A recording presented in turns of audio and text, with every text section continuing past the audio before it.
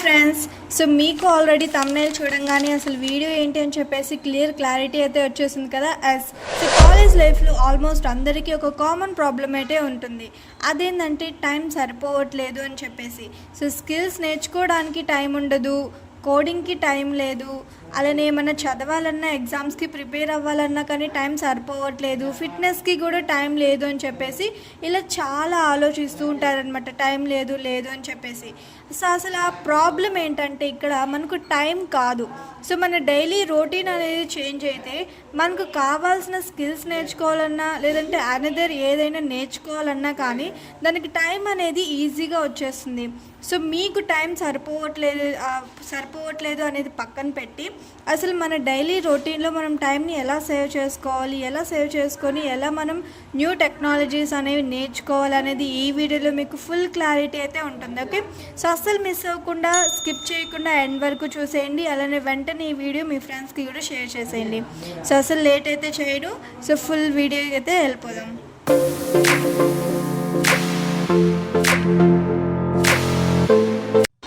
ముందుగా ఈ వీడియోని అయితే లైక్ చేసుకోండి. ఇంకా మన ఛానల్ ఎవరైనా సబ్స్క్రైబ్ చేయకపోయినా సో ఇలాంటి ఫర్దర్ వీడియోస్ కోసం సబ్స్క్రైబ్ కూడా చేసేసుకోండి. కాలేజ్ స్టూడెంట్స్కి టైం మేనేజ్మెంట్ గైడ్ అనేది ఈ వీడియోలో చూసేద్దాం. సో ఫస్ట్ ఏంటంటే సో టైం లేదు నిజంగానేనా అనే డౌట్ అనేది మీకైతే వస్తుంది కదా. సో మీరు కానీ 24 అవర్స్లో ఈక్వల్ చేసుకుంటే సో టైం లేదు అని అనుకుంటాం నిజంగా అయితే. కానీ రియాలిటీ ఏంటో చూద్దాం ఫస్ట్. సో మీరు ఇన్స్టా చూస్తారు, అలానే యూట్యూబ్ షార్ట్స్ చూస్తారు, అలానే గేమింగ్, ఓకే ఎవ్రీవన్ గేమింగ్ అనేది ఆడుతూనే ఉంటారు కదా. అలానే అన్ప్లానెడ్ స్లీప్ అంటే తెలియకుండానే మనం స్లీప్ చేస్తూ ఉంటాం. ఇంకోటి అన్లిమిటెడ్ స్క్రోలింగ్ అనమాట. అంటే మనకు తెలియకుండానే మనం షార్ట్స్ కానీ లేదంటే యూట్యూబ్ వీడియోస్ కానీ అవన్నీ కూడా స్క్రోల్ చేస్తూ ఉంటాం. అంటే ఒక లిమిట్ అనేది ఉండాలి కదా దేనికైనా కానీ. షార్ట్స్ కానీ సో సపోజ్ ఒక 5 minutes చూద్దామని చెప్పేసి స్క్రోల్ చేస్తూ ఉంటాం, బట్ అది అన్లిమిటెడ్ స్క్రోలింగ్ అనేది అయిపోతూ ఉంటుంది అనమాట. ఓకే, సో ఇది రియాలిటీ. సో డిఫరెన్స్ టైంలో కాదు, దీన్ని బట్టి చూస్తే మనకేం అర్థమైంది, డిఫరెన్స్ అనేది టైంలో లేదు.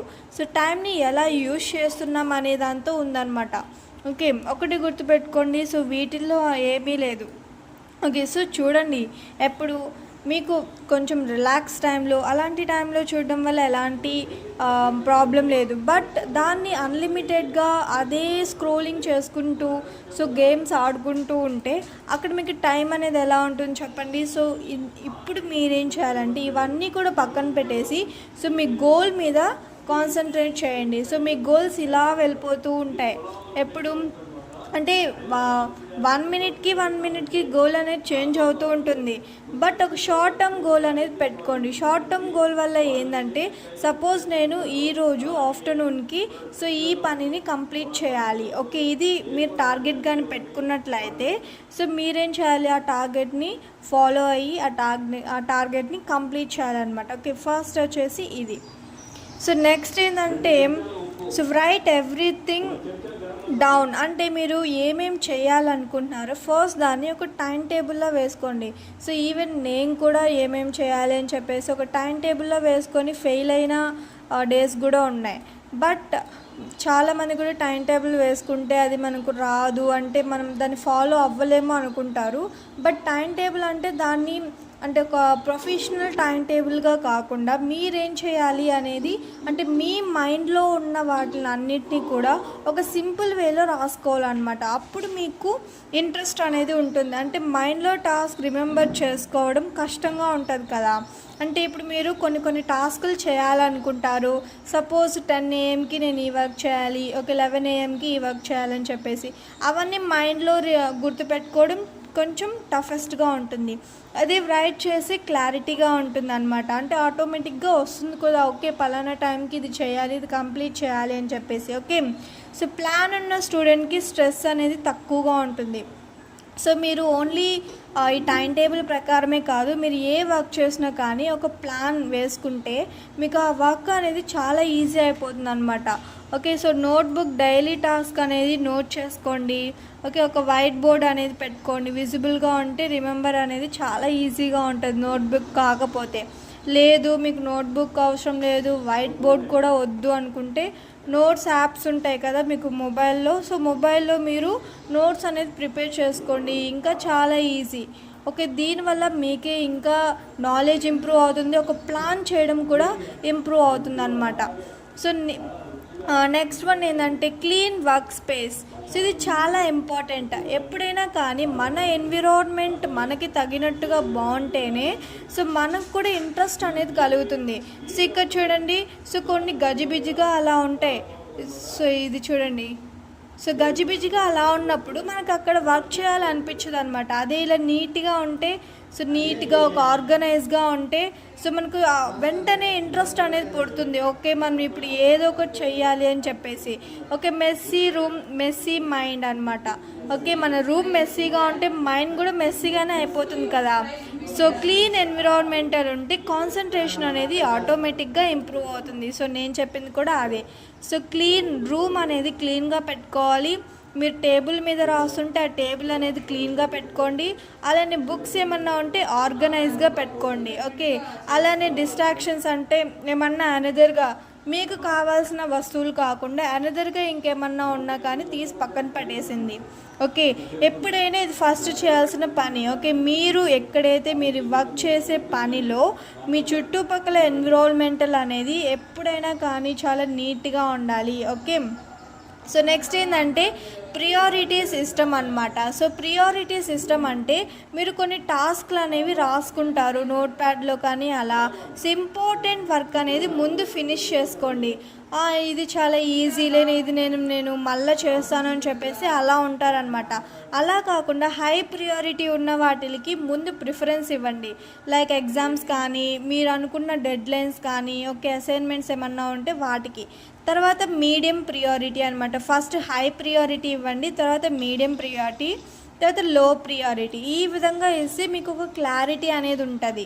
ఓకే, ఫస్ట్ ప్రిఫరెన్స్ దేనికి ఇవ్వాలి, నెక్స్ట్ ప్రిఫరెన్స్ దేనికి ఇవ్వాలి, అండ్ లాస్ట్లో మనకి ఈజీ టఫెస్ట్ మీకు ఏదనిపిస్తే అదనమాట. మీకు టైం ఉంది, సోషల్ మీడియాలో రీల్స్ చూడండి. సో ఆ టైంని కూడా వేస్ట్ చేయకుండా చాలామంది కూడా సో వాళ్ళకి కావాల్సిన ఇన్ఫర్మేషన్ చూసుకుంటారనమాట. ఓకే, ఈ విధంగా కానీ మీరు ఫాలో అయినట్లయితే గ్యారంటీగా మీకు టైం అనేది సేవ్ అవుతుంది.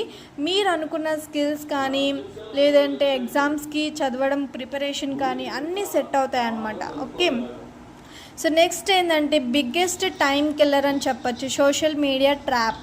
సో ఇదందరికీ మీకు చెప్తే కొంచెం డిస్ట్రాక్షన్గా ఉంటుంది, ఎందుకంటే సోషల్ మీడియా చూడొద్దు అని చెప్తే ఎవరికైనా కానీ అది ఆపోజిట్గా యాంటీగానే అనిపిస్తుంది కదా.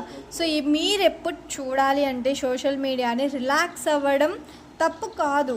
ఓకే, కానీ కంట్రోల్ లేకుండా స్క్రోల్ చేస్తే మీ టైమే వేస్ట్ అవుతుంది కదా. సో అది నేను చెప్పాలనుకుంటున్నాను అనమాట. అంటే ఫుల్గా నేనేమి దాన్ని కంప్లీట్గా చూడొద్దు అని నేను చెప్పట్లేదు, ఎందుకంటే ఈవెన్ నేను కూడా షార్ట్స్ కానీ ఇవన్నీ కూడా రిలాక్స్ టైంలో చూస్తాం, బట్ అదే స్క్రోల్ చేస్తూ ఉండం కదా.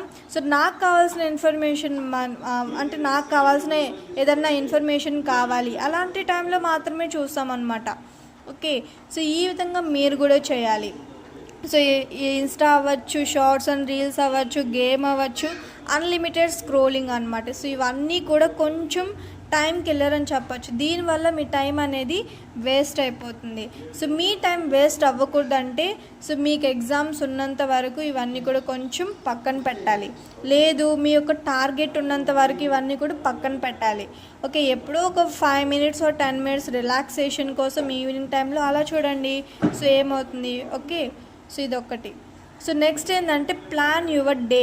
ఎప్పుడైనా కానీ సో మీ యొక్క డేని మీరు ప్లాన్ చేసుకోవాలి. సో ప్లాన్ చేయండి మీకు ఏది రాదు కదా. సో పర్ఫెక్ట్ టైం టేబుల్ అవసరం లేదు దీనికంటే. ప్రతి ఒక్కరు ఒక బోర్డు కొనేసి దాంతో ఇలా పలానా టైంకి పలానా వర్క్ చేయాలి ఇలా అంతా అవసరం లేదు. సింపుల్గా డైలీ ప్లాన్ సరిపోతుంది అనమాట దీనికి. ఓకే, అంటే నైట్ రివిజన్తో మెమరీ స్ట్రాంగ్గా ఉంటుంది. అంటే ఇప్పుడు మీరు కానీ నైట్ కానీ ప్లాన్ చేసుకున్నారనుకోండి రేపు ఏం వర్క్ చేయాలి అని చెప్పేసి, సో ఈజీ, అది మీకు మీరు మార్నింగ్ లేయంగానే అది మీకు కనిపిస్తుంది కాబట్టి ఓకే నేను మార్నింగ్ ఇది చేయాలి అంటే మార్నింగ్ ఫ్రెష్ అప్ అవ్వాలి, తర్వాత కాలేజ్కి అటెండ్ క్లాసెస్ అవ్వాలి, అలానే ఆఫ్టర్నూన్ బ్రేక్ఫాస్ట్ లంచ్, లేదంటే ఇంకా ఏమన్నా నేర్చుకోవడం కానీ ఇలా అనమాట.